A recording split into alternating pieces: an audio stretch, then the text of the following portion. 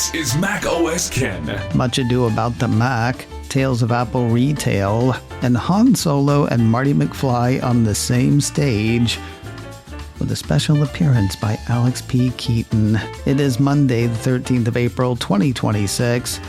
I'm Ken Ray, and this is news from Mac OS Ken, brought to you by yours truly and sponsored by Clean My Mac, keeping Macs running smoothly since 2008.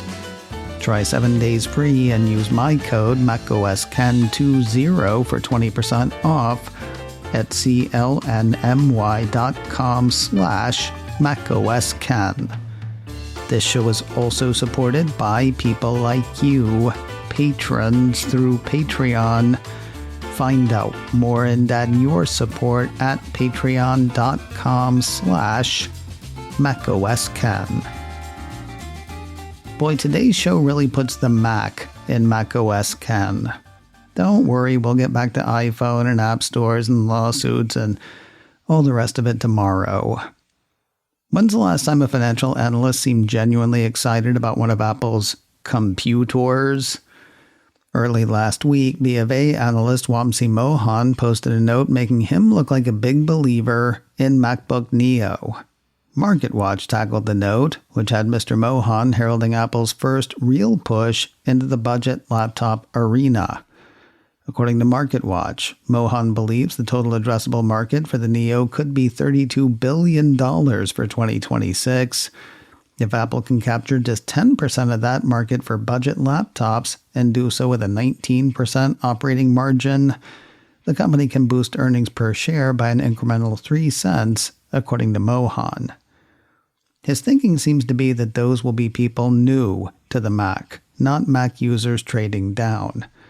The note has Mohan and pals expecting Neo to drive meaningful adoption for first-time Mac owners with a distinct customer base relative to the MacBook Air and MacBook Pro models.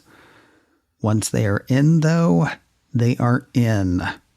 MarketWatch has Mohan indicating that Apple's low-cost laptop could lead to a stickier overall installed base for Apple and increased services use over time. Mr. Mohan has a positive rating on Apple shares.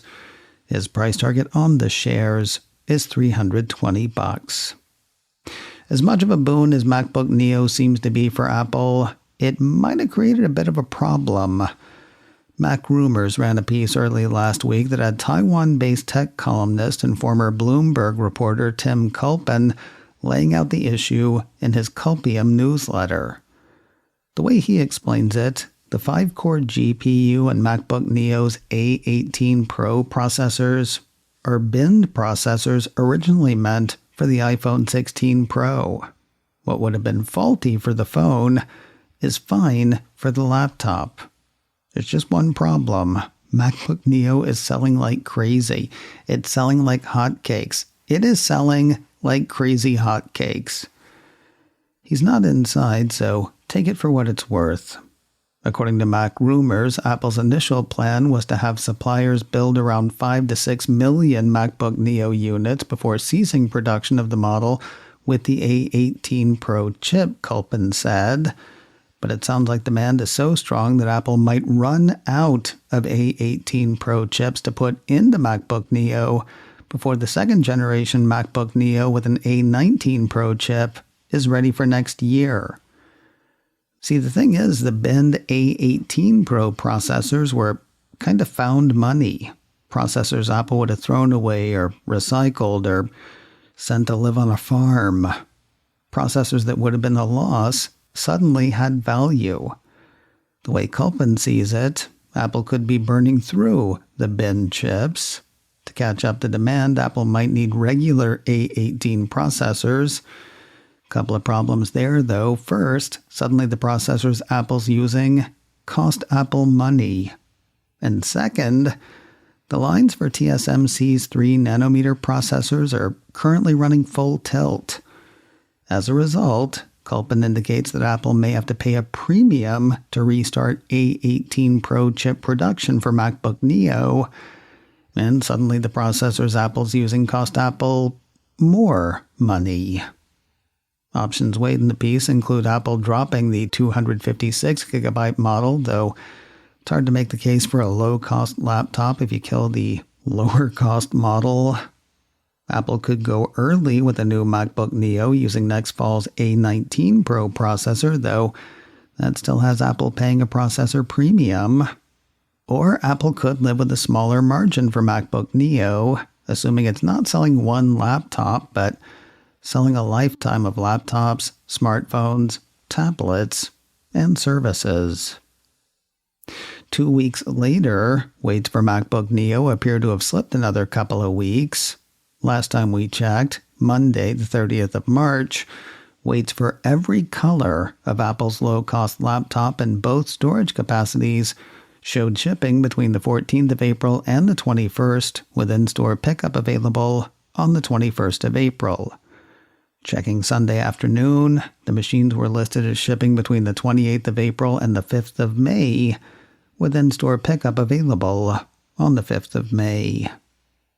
Oh well, we'll always have Mac Mini, but not really. Remember the question we were kicking around here a couple of weeks back? Somebody wrote in wondering whether the shortage of Mac Mini units was a sign of new models on the way. Other people wrote in saying, actually, the shortage was thanks to a run on current models being used for AI applications. Well, a number of pieces hit while I was away, saying we now know the answer. New models are on the way. Either that or it's people buying up the current models for AI applications. I read the same basic article from a few different sources, landing on one from 9to5Mac. That site says the availability of higher-end models of Mac Studio and Mac Mini continues to deplete amid worsening supply constraints and the possibility of an M5 refresh just around the corner. The piece says models that had been showing delays of weeks to months are now listed as currently unavailable. That means you can't even get in line for one. There's no line to get in. But that could be a good thing. If you want to be optimistic, says the site, this can be seen as a strong indicator that an M5 update for Mac Mini and Mac Studio is imminent.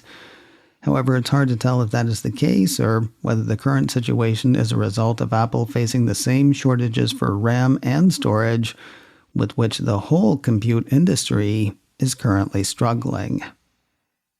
Shortages for RAM and storage are not the only issue with which the whole compute industry is currently struggling. Say hello to shipping concerns. Actually, first say hello to surprise strength for global PC shipments in the first quarter. Market tracker IDC posted a post midweek last week that showed global shipments up 2.5% last quarter versus the same quarter a year earlier. Sounds like good news, but is it? Not saying it's not. I'm saying IDC's own post gives one pause. Quoting that, despite deteriorating macroeconomic conditions and memory shortage issues, the PC market recorded another quarter of positive growth. This growth was mostly fueled by the anticipation of rising component prices, Windows 10 migration, and new product introductions. This time last year, it was buying ahead of tariffs. This time this year, buying ahead of rising component prices. The IDC release has one IDC exec saying the PC vendors that do well will be the ones that have best secured access to memory and with the device portfolio capable of addressing all price tiers of the market. I know, it is a shocking insight. As indicated a moment ago, though, it's not just getting the parts to make the things, it's also getting the things to people who want them. The post quotes another IDC exec saying, the Middle East conflict has injected a fresh layer of volatility into a fragile computing devices market, straining global logistics through a double-edged sword of rising energy costs and freight spikes. On one hand, sea corridors continue to face ongoing disruption, especially ones connecting Asia and Europe, the Middle East, and Africa. On the other hand, pivoting to air freight has become more expensive. Ultimately, these premiums are trickling down the value chain, intensifying the price pressure of PCs on the end users. Honestly, all of that sounds like market conditions made for Apple. Personally, though, I do worry about the people on the planet. More news in a moment, but first a word from today's sponsor, Clean My Mac, keeping Macs running smoothly since 2008. One of the things, if not the thing, Mac users love most about their Macs, they just work. Doesn't mean they couldn't use some help, though. You wind a music box, you keep the oil changed in your car. Your Mac is the engine through which your digital life runs. Clean My Mac helps keep it humming. Getting rid of duplicate files, cleaning out installation remnants. Clean My Mac isn't about fixing your machine. It's about keeping your Mac running smoothly. The great thing about a Mac, it just works. The great thing about Clean My Mac, it works to keep your Mac working its best. Get tidy today. Try 7 days free and use my code MacOSKen20 for 20% off at clnmy.com/MacOSKen. Make MacOSKen all caps both places. That way they know where you heard about it and you get the discount. Try 7 days free and use my code MacOSKen20 for 20% off at clnmy.com/MacOSKen. Again, MacOSKen is all caps, both places. Use code MacOSKen20 for 20% off at clnmy.com/MacOSKen. All kinds of Apple Store stuff about which to tell you. 2 stores are closing temporarily, 3 stores are closing permanently, and 1 store is reopening pretty soon. Starting with the 2 temporary closures, Mac Rumors says Apple Victoria Gardens in California's Rancho Cucamonga went dark over the weekend.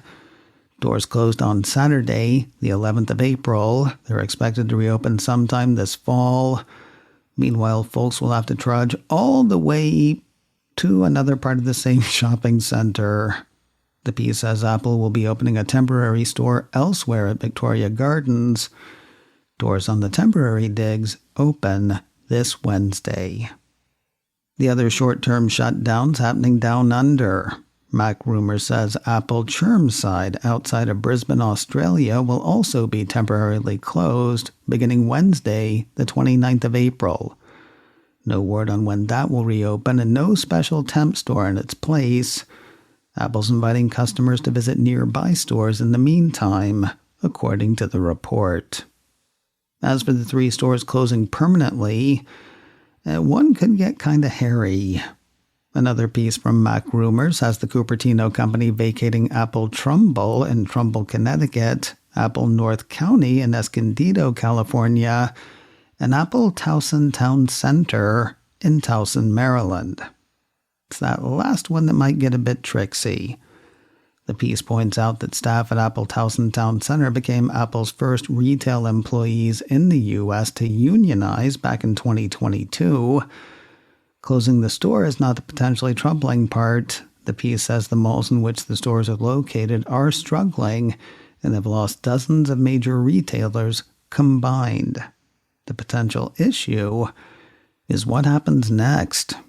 In a statement to Mac Rumors, Apple said team members at Trumbull and North County will continue their roles at nearby Apple retail stores. Towson employees will be eligible to apply for open roles at Apple in accordance with the collective bargaining agreement. Taking issue with that is Towson's union. And wouldn't it be kind of a crap union if it didn't? They issued a statement of their own to Mac Rumors saying, Apple's claim that the collective bargaining agreement prevents relocation is simply false and raises serious concerns that this closure is a cynical attempt to bust the union. We are exploring all legal options and will work with elected officials and allies to hold Apple accountable. All 3 stores are set to close this June. Coming back online soon, Apple's Passeig de Gràcia store in Barcelona, Spain. Closed for renovation since mid-February, yet another piece from Mac Rumors says the location will open its doors once again, beginning Tuesday, the 26th of May. So, I had an amazing week off. I even got sick one day, and still, I would say the whole week was amazing. Went to the Magic Castle before it caught fire, as well as 2 panels at PaleyFest. Let's hit that first thing first. I'm pretty sure the Magic Castle is fine. They were doing some work on the roof last Tuesday, and something got out of hand.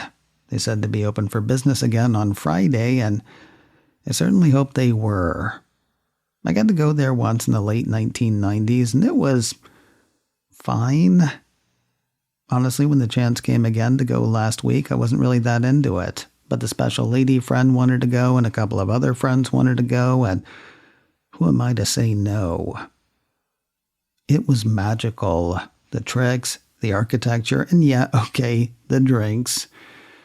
It was like being in a giant club, which I guess it kind of is. Also, the food there is incredible. I mean, here's the thing. You're already in. You're a captive audience. The food and drinks really don't have to be that good. They were great. Just a swell time. Interestingly, Jason Segel, co-creator and star of the Apple TV series Shrinking, was there as well. Not performing, just a guy being a dude at the Magic Castle. Like a good person, I completely ignored him. He's just out having fun. He doesn't need me bothering him. My friends tell me there were also actors from Abbott Elementary just hanging out. But I don't watch that show, so I wouldn't know. The next night was our first of 2 PaleyFest panels. Put on by the Paley Center for Media, PaleyFest puts producers, writers, actors, and creators of some of the biggest TV shows on stage for screenings and moderated Q&A. 3 Apple TV series were featured this year: Pluribus, Shrinking, and Your Friends and Neighbors. We saw the first 2, and I wish I could tell you a lot about the Pluribus panel, but it was kind of overshadowed by Shrinking. When I told you there was a chance that I would be in the same room as Harrison Ford, I really didn't think he was going to be there. Not only was he there, along with the rest of the regular cast, but Michael J. Fox made a surprise appearance on a panel moderated by Shrinking showrunner, executive producer, and co-creator Bill Lawrence. Apparently, Michael J. Fox went to bat for Bill Lawrence back in the 90s on the show Spin City. They've also done Scrubs together, and of course, Season 3 of Shrinking. Not able to be there was Shrinking co-creator Brett Goldstein, despite the chant/cheer. He apparently can't be everywhere. Here's what I can tell you about the 2 panels. Among the Pluribus cast and creatives, everybody loves Ray Seahorn. Among the Shrinking cast and creatives, everybody loves everybody. It was simply phenomenal to sit in that space and hear them gush. Plus, Michael J. Fox, seriously, 2-minute standing ovation when he came out, at least. I was surprised how emotionally moving it was. Also, I spent the week doing some artwork and some chores. It was a really good week. And it's good to be back. macOS Ken, brought to you by me and sponsored by Clean My Mac, keeping Macs running smoothly since 2008. Try 7 days free and use my code macOSKen20 for 20% off at clnmy.com/macOSKen. This show is also supported by people like you, patrons through Patreon. Find out more and add your support at patreon.com/MacOSCan. Advertising handled by Backbeat Media, online at backbeatmedia.com. You can find me on Mastodon, MacOSCan at mastodon.social. You can also send me an email, info@macoscan.com. Until next time, that is news from macOSCan. I'm Ken Ray.